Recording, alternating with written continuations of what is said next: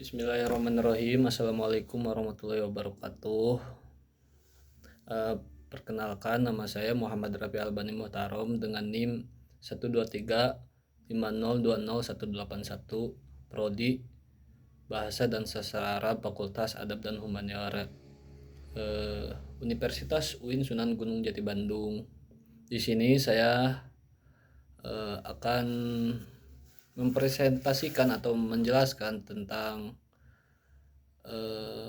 materi yang saya bawakan, yaitu penerjemahan Al-Amsal wal Hikam, mata kuliah terjemah idiomatik dengan dosen pengampu Pak Irfan Adriyadi SPD MPDI. Terima kasih. Dilanjut ke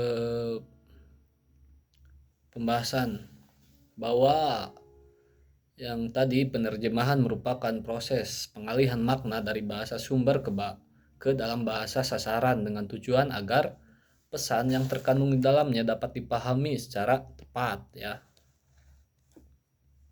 Secara tepat. Menurut penelitian Muhammad Yunani Anis dalam kajian aforisme Al-Hikam, ungkapan aforisme memiliki karakteristik berupa ringkas atau koncision, mudah diingat, dan mengandung makna yang ambigu atau berlapis sehingga menuntut pemahaman yang lebih mendalam dalam proses penerjemahan.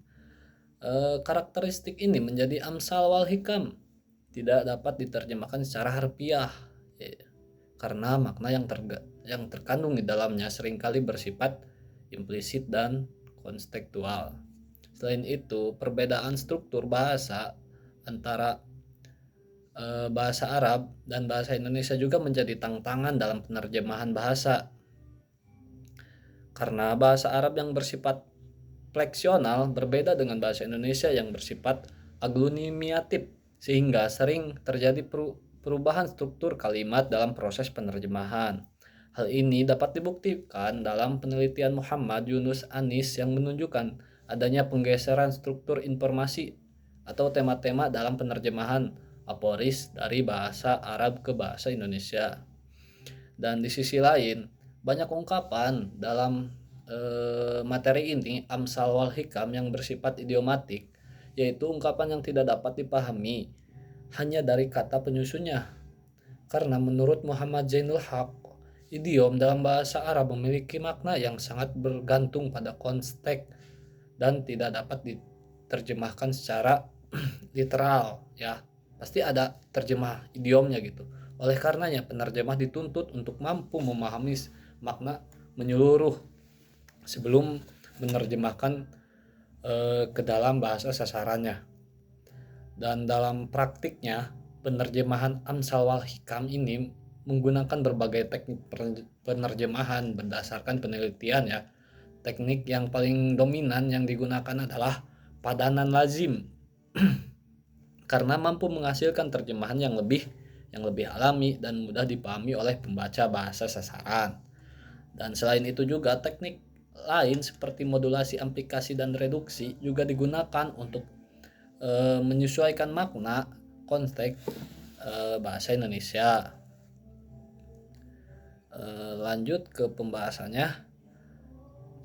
Pengertian amsal wal hikam atau proverb and aphorism yaitu adalah ungkapan bahasa Arab yang berisi nasihat, peribahasa atau kata-kata bijak yang mengandung nilai kehidupan. Ungkapan ini biasanya singkat tetapi memiliki makna yang mendalam gitu.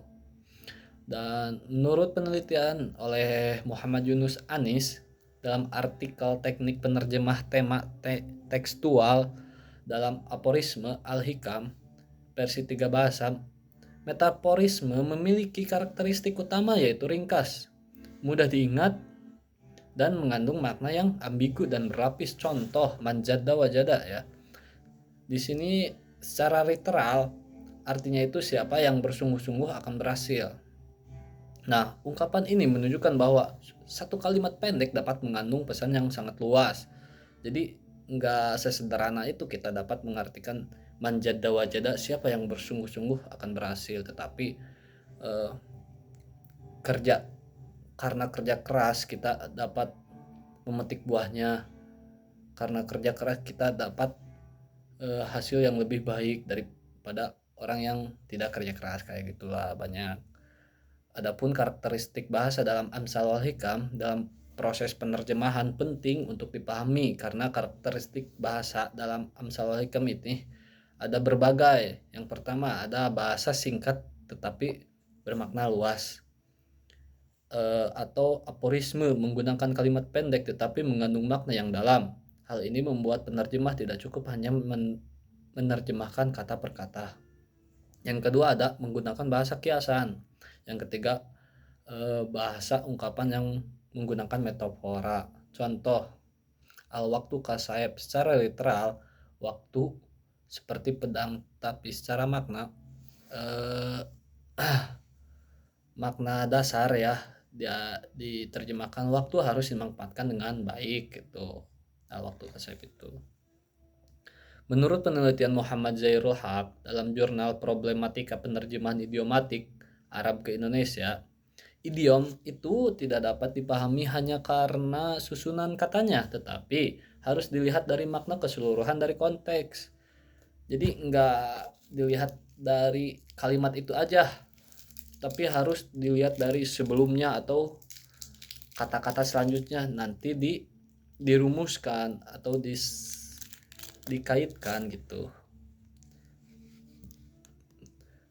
Yang keempat, dipengaruhi budaya. Makna dalam Amsal wal Hikam seringkali berkaitan dengan budaya Arab sehingga sulit mencari padanan langsung dalam bahasa Indonesia. Contoh, kayak mau menerjemahkan Al-Quran atau hadis-hadis Rasul, mau diterjemahkan ke dalam bahasa Indonesia, itu harus pasti ada pengaruh dari budaya, apa yang diucapkan, apa yang perlu diartikan nantinya gitu. Terus yang kelima, perbedaan struktur bahasa. Nah, dalam bahasa Arab dan bahasa Indonesia memiliki sistem yang berbeda sekali. Karena menurut penelitian tadi, terjemahan struktur informasi bahasa Arab ke dalam bahasa Indonesia ini menyebabkan terjadinya perubahan struktur dalam proses penerjemahan gitu. Adapun teknik penerjemahan Amsal wal Hikam ini, menurut penelitian Muhammad Yunus Anis dalam jurnal Comparative Analysis of Arabic Indonesian and Arabic English Translation Al-Hikam, terdapat banyak teknik penerjemahan yang digunakan, dan yang paling dominan adalah padanan lazim. 1. Padanan lazim. Teknik ini menggunakan ungkapan yang sudah umum dalam bahasa Indonesia, contoh manjada wajada tadi. Yang kedua, modulasi. Teknik ini mengubah sudut pandang makna, contoh al-farju, keberhasilan. Kalau dibaca yang lain kan beda arti maknanya. Dan perubahan ini dilakukan agar sesuai dengan pemahaman pembaca Indonesia. Terus ada aplikasi. Teknik ini menambahkan penjelasan agar makna lebih jelas. Yang keempat ada reduksi. Teknik ini menyederhanakan kalimat dengan menghilangkan bagian tertentu.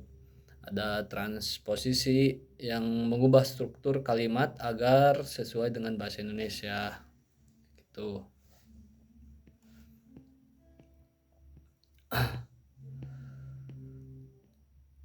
Mungkin untuk kesimpulannya ya, berdasarkan pembahasan tadi di atas, bahwa si Amsal wal Hikam merupakan ungkapan bijak. Amsal wal Hikam ya secara arti ungkapan yang bijak dalam bahasa Arab yang bersifat ringkas padat, yaitu dalam makna dan serta mengandung nilai moral dan spiritual yang mendalam.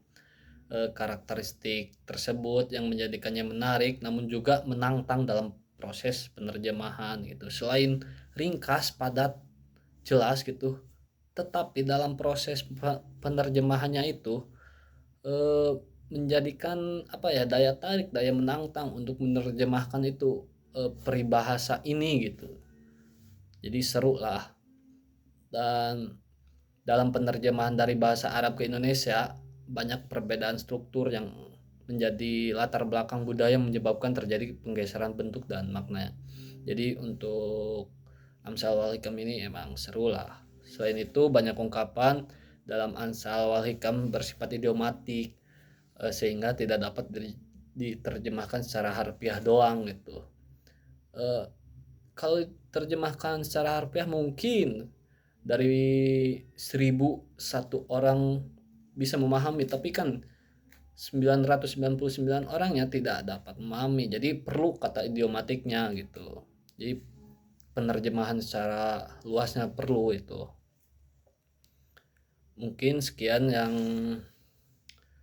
dapat saya sampaikan. Kurang lebihnya mohon maaf. Wallahul muwaffiq ila aqwamit thoriq. Wassalamualaikum warahmatullahi wabarakatuh.